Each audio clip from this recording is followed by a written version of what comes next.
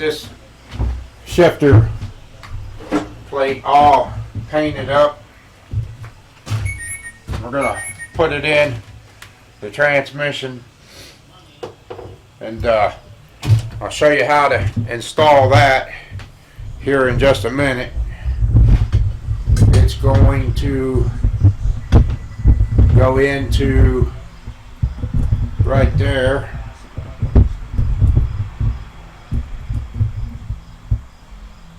Get you zeroed in on it. I'll show you how to get that set up so we can get it bolted in. Then we're going to get that console put on, and I'll bring you back here in a bit. Alright guys, we're going to get this shifter top in here. See if we can get it all set in.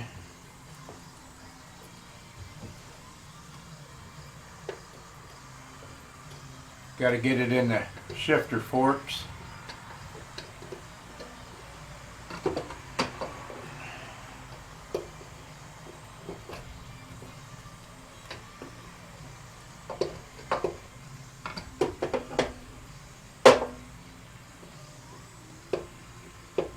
Sometimes they'll drop right in, sometimes they won't.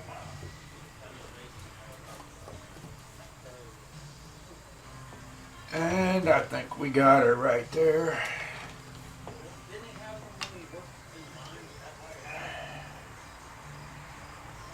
We'll get it all bolted in.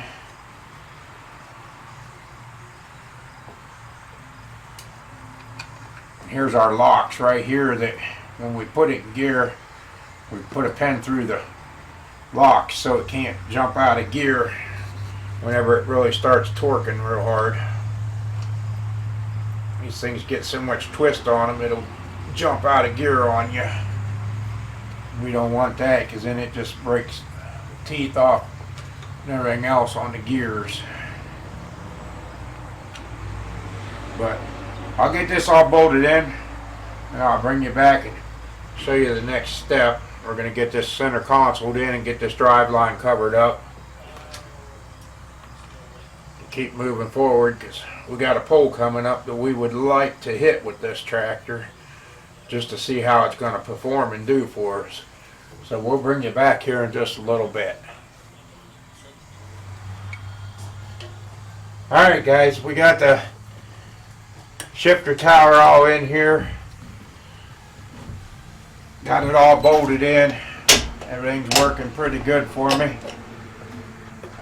There's that. So